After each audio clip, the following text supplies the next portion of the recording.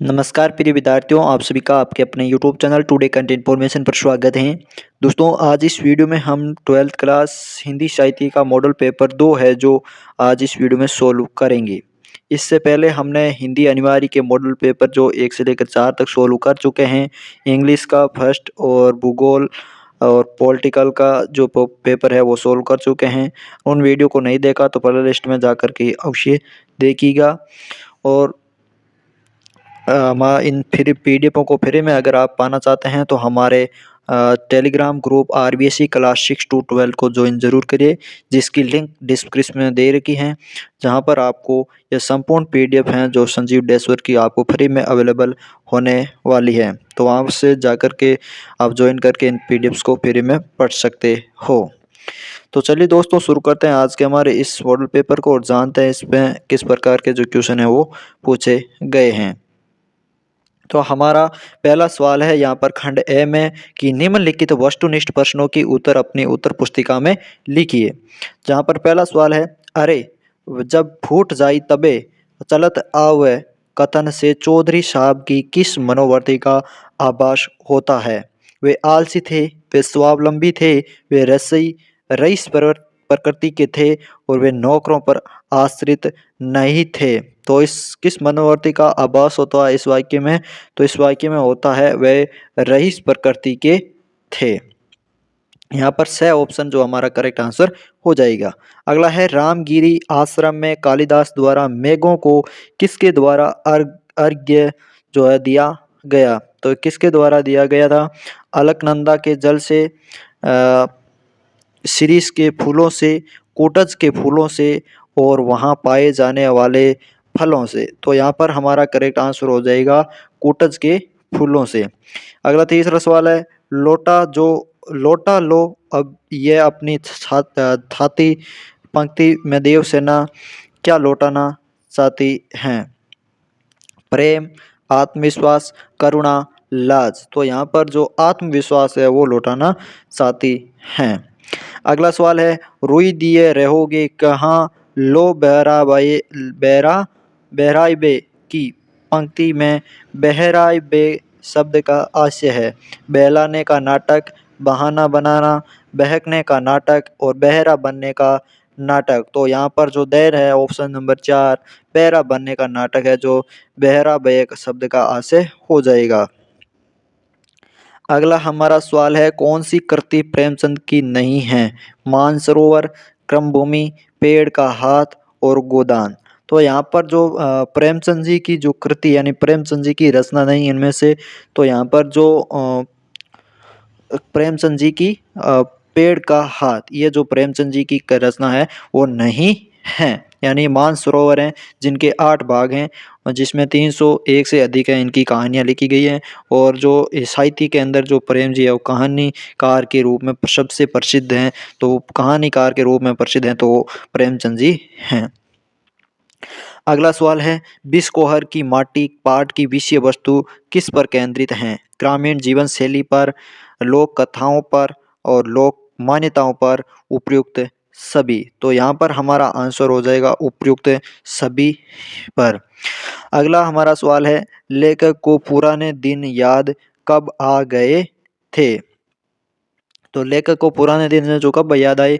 TV पर वर्षा की line पढ़कर, नागदा स्टेशन पर पहुंचकर, मालवा क्षेत्र में पहुंचकर, इंदौर से गाड़ी से उतरने पर। तो यहाँ पर जो ए ऑप्शन है हमारा टीवी पर वर्षा की लाइन पढ़कर। अगला है कि जब सूरदास नैराश्य, ग्लानि, चिंता और क्षोभ के अपार जल में गोते खा रहा था, उस समय आशा की किरण किसने भरी? सुभागी ने, मिठवा ने, जगधर ने और घिसू ने। तो जो घिसू है वो हमारा यहाँ पर आंसर हो जाएगा। अगला है, कविता का जन्म किस परंपरा के रूप में हुआ था? लिखित रूप में, यांत्रिक रूप में, वाचिक रूप में, उपयुक्त तीनों रूपों में। तो यहाँ पर हमारा जो आंसर है कविता का जन्म है वो वाचिक रूप की जो परंपरा है उसमें हुआ है। अगला है, समाचार लेखन की श्रेष्ठ शैली कौन सी है? समाचार लेखन की शैली सीधा पिरामिड शैली, उल्टा पिरामिड शैली, वाक्य शैली, विवेचनात्मक शैली। तो समाचार लेखन की जो श्रेष्ठ शैली होती है वो होती है उल्टा पिरामिड शैली। संवाददाताओं की रुचि और ज्ञान को ध्यान में रखकर उनके काम के विभाजन को क्या कहते हैं? Repeat, beat, sheet, neat. तो यहाँ पर हमारा आंसर हो जाएगा यानी बे ऑप्शन बीट। यानी संवाददाताओं की जो रुचि और ज्ञान को जो ध्यान में रखकर उनके काम का विभाजन किया जाता है उसे बीट कहा जाता है। अगला है नाटक किस काल में लिखा जाता है? तो नाटक वर्तमान काल, भविष्य काल, भूतकाल, देश काल। तो यह जो नाटक है वो वर्तमान काल में लिखा जाता है। दूसरा सवाल है रिक्त स्थानों की पूर्ति कीजिए। तो यहाँ पर रिक्त स्थानों की पूर्ति करना है तो हमारा पहला रिक्त स्थान पूछा गया इसमें कि ओज गुण में रिक्त स्थान दिया है, वर्ण की प्रधानता होती है। तो ओज गुण में किसकी प्रधानता होती है यहाँ पर? तो ओज गुण में हो जाएगी जो द्वित्व संयुक्त एवं पुरुष है उस वर्ण की जो प्रधानता होती है। अगला है जहाँ वाक्य में शब्द प्रयोग के अंतर्गत कर्महीनता हो वहाँ पर रिक्त स्थान दोष होता है। कौन सा दोष होगा यहाँ पर? तो होगा अक्रमत्व का दोष। छंद के किसी चरण में उसको पढ़ते समय जहाँ विराम की आवश्यकता होती है उसको कहते हैं। तो यहाँ पर हो जाएगी यति। क्या कहेंगे हम? यति कहेंगे। छपे रिक्त स्थान दिया में पदों से मिलकर बनता है। तो छपे कितने पदों से मिलकर के बनता है? तो छपे है जो 6 पदों से मिलकर के बनता है। अगला है जब कविता में उपमेय का उपमान से उत्कर्ष दिखाया जाता है तो वहां पर अलंकार होता है। रिक्त स्थान दिया, रिक्त स्थान के अंदर कौन सा अलंकार आएगा? व्यतिरेक अलंकार आ जाएगा। यानी जब कविता में उपमेय का उपमान से उत्कर्ष दिखाया जाता है तो वहां पर व्यतिरेक जो अलंकार है वो आएगा। आनंद रहित सकल रस भोगी काव्य पंक्ति में अलंकार है तो अलंकार कौन सा आ जाएगा यहाँ पर? विभावना अलंकार है। अगला हमारा तीसरा सवाल है अपठित गद्यांश को पढ़कर दिए गए प्रश्नों के उत्तर लिखिए। तो इस गद्यांश को पढ़ करके हमें प्रश्नों के उत्तर देने हैं जिसमें हमारा पहला सवाल है भारत का जैव वैविध्य कैसा बताया गया है? तो यहाँ पर इस जो हमारा ये गद्यांश है इसको पढ़ेंगे तो इसमें यह आंसर हो जाएगा।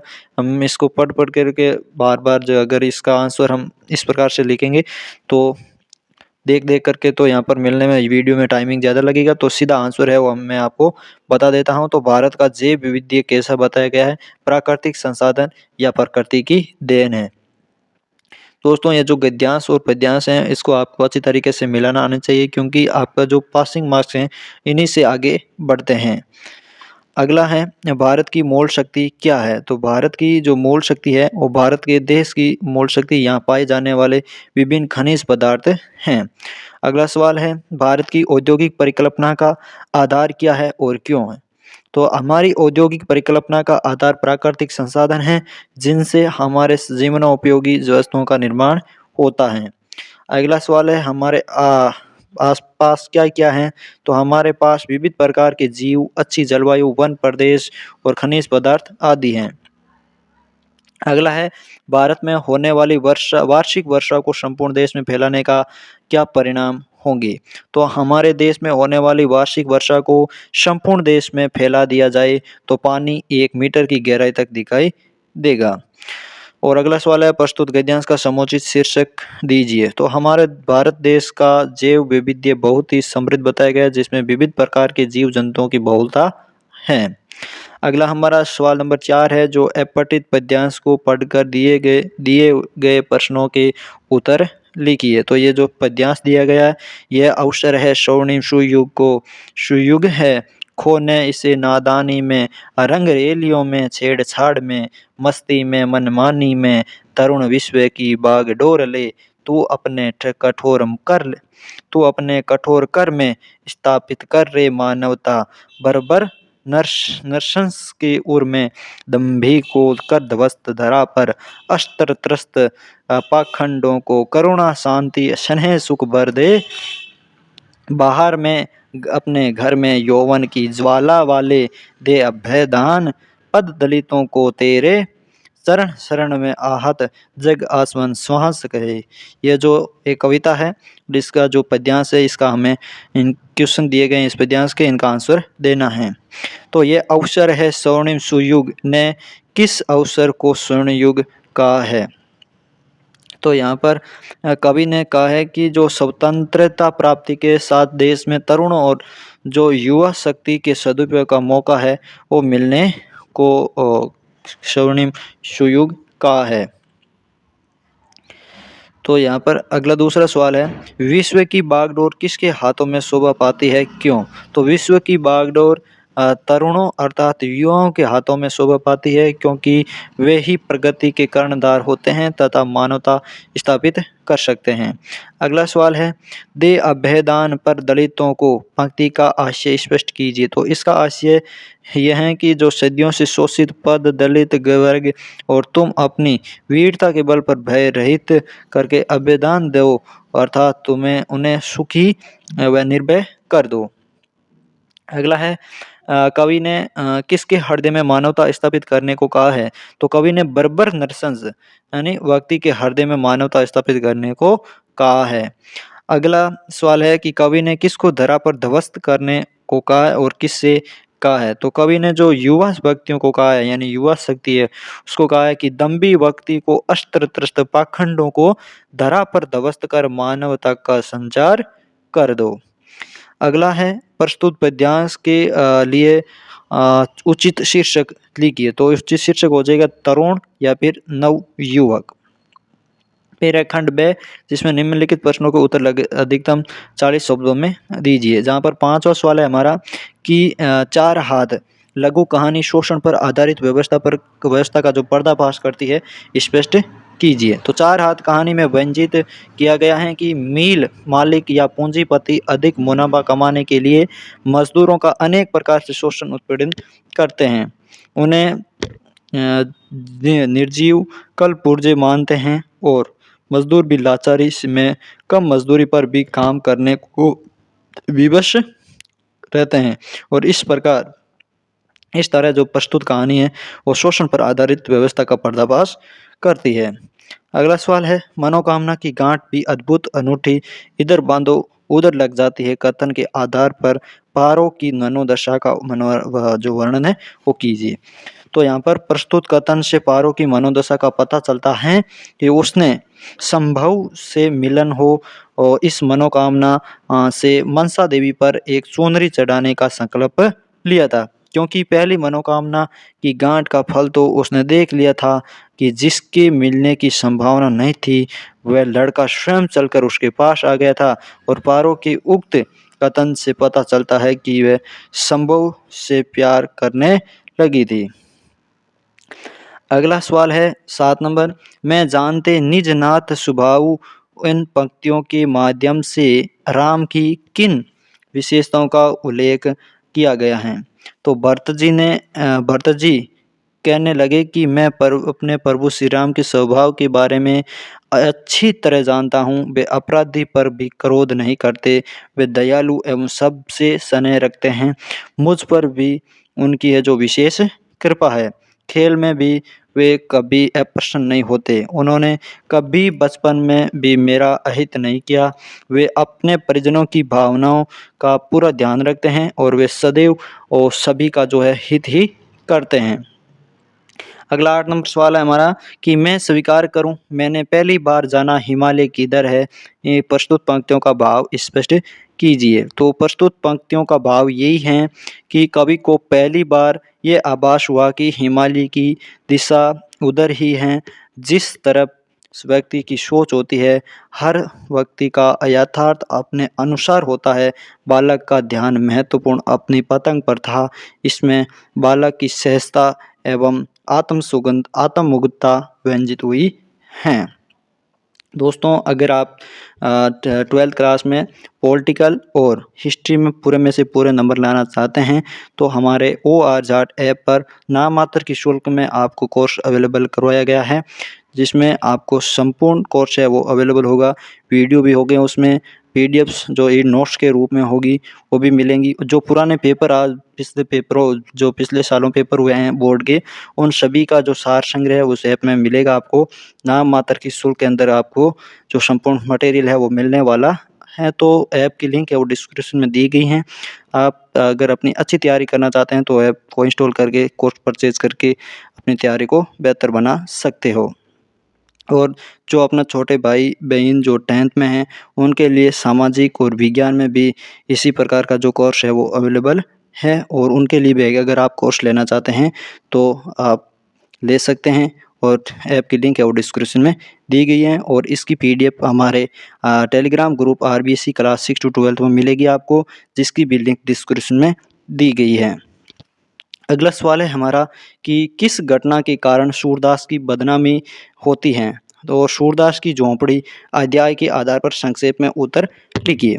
तो भैरों की पत्नी जो सुभागी है वो अपने पति की मार के डर से सूरदास की झोंपड़ी में छिप जाती है। कहाँ पर छिपती है? सूरदास की झोंपड़ी में छिप जाती है। और सुभागी है को मारने भैरों है जो सूरदास की झोंपड़ी में घुस जाता है, किंतु सूरदास के हस्तक्षेप से उसे मार नहीं पाता। और इस घटना को लेकर पूरे मोहल्ले में सूरदास की जो बदनामी है वो होती है और जगधर भैरों तथा अन्य लोग उसके चरित्र पर प्रश्न उठाते हैं।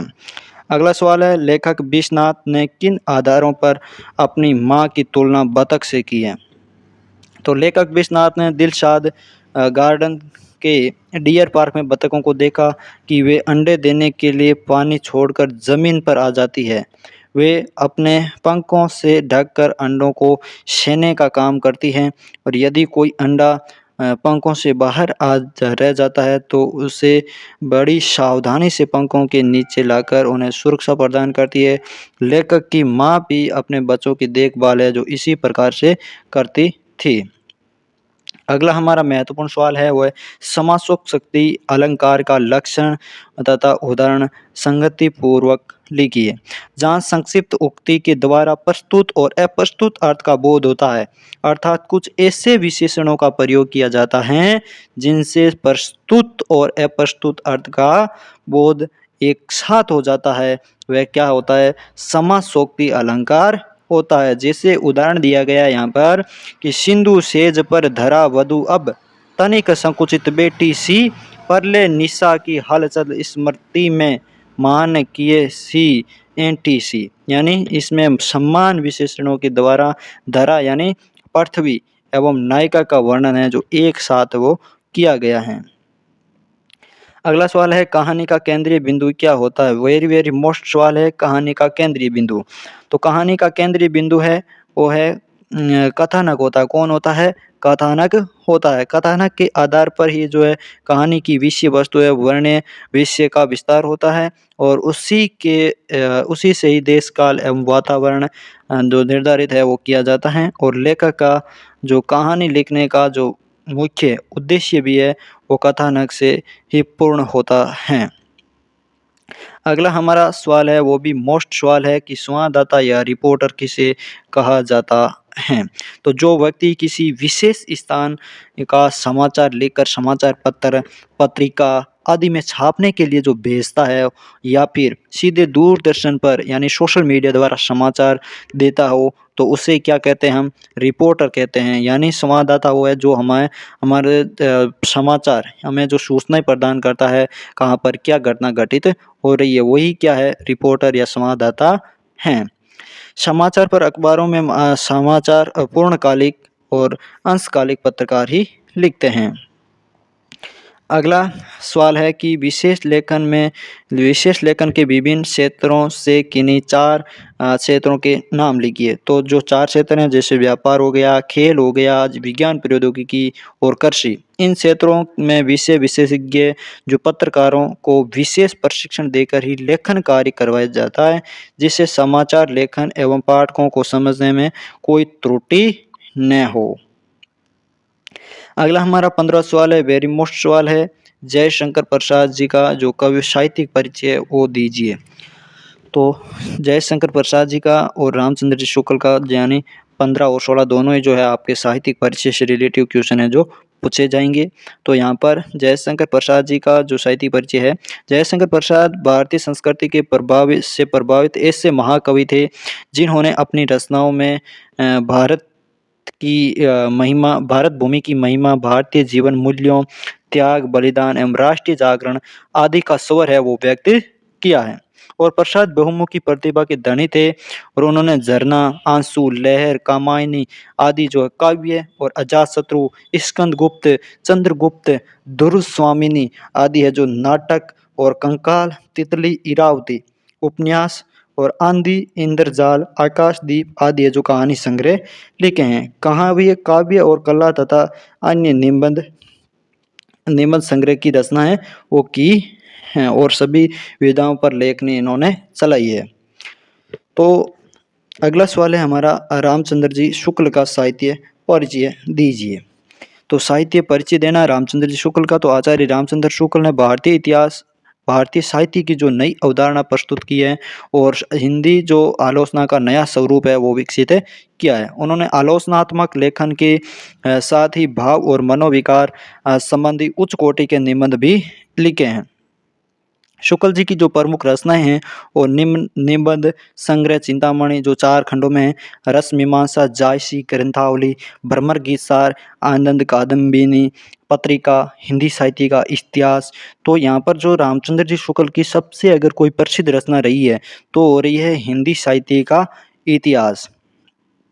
अगला है यहाँ पर आगे कि इनके अलावा जो शुक्ल जी ने कहानी, साहित्यिक लेख, काव्य संस्मरण आदि के जो लेखन में अपने साहित्यिक व्यक्तित्व का जो परिचय भी दिया है।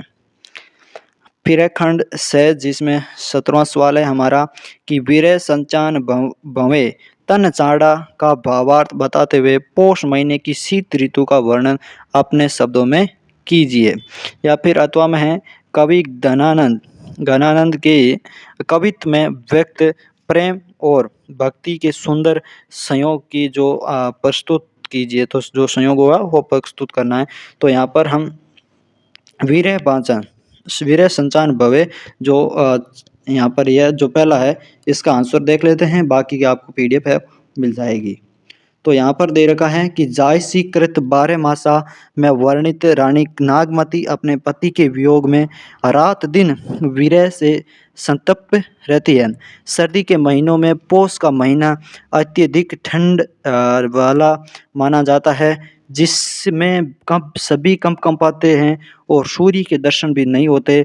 और नागती कहती हैं कि विरह रूपी बास ने उसके शरीर को नोच नोच कर खा लिया है और उसके शरीर का सारा रक्त है वो जो गिर चुका है और मांस गल चुका है और हड्डियां सूखकर शंख के समान हो गई है।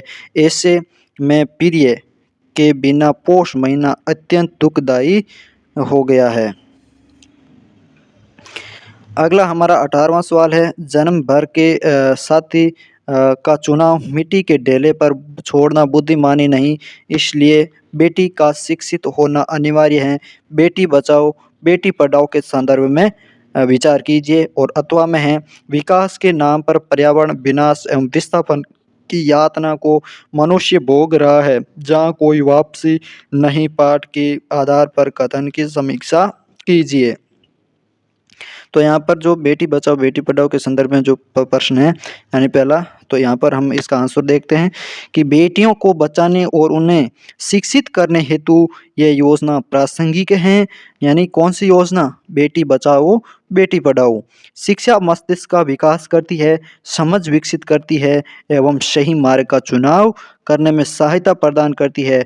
लड़की या बेटी शिक्षित होगी तो पूरा परिवार शिक्षित होगा। यानी कहा भी जाता है कि अगर एक बेटी अगर जो शिक्षित होगी तो वो 100 पीढ़ियों तक भी उसकी जो शिक्षा है वो चलेगी, यानी 7 पीढ़ियों को वो तार देगी। शिक्षा ही विकास का मार्ग प्रशस्त करती है। समाज व देश को आगे बढ़ाने में एक महिला का भी उतना ही योगदान रहता है जितना एक पुरुष का। इसलिए शिक्षित होकर भी कोई भी लड़की अपना चुनाव मिट्टी के ढेलों पर न छोड़कर आपसी समझ, रुचि अनुसार तय करेगी। खोखली एवं झूठी मान्यताओं का विरोध कर उन्हें खत्म करेगी। बेटी का शिक्षित होना उतना ही आवश्यक है जितना देश का आगे बढ़ना। तो ये था बेटी बचाओ बेटी पढ़ाओ। फिर है हमारा 19वां सवाल कि लेखक को क्यों लगता है कि हम जिसे विकास की औद्योगिक सभ्यता कहते हैं वह उजाड़ की अपसभ्यता है, आप क्या मानते हैं?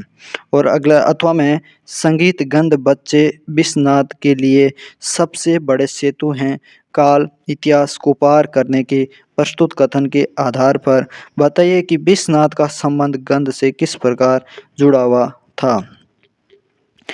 तो यहाँ पर हम एक आंसर देखते हैं कि वास्तव में औद्योगिक सभ्यता विकास न कर उजाड़ की ओर ले जा रही है।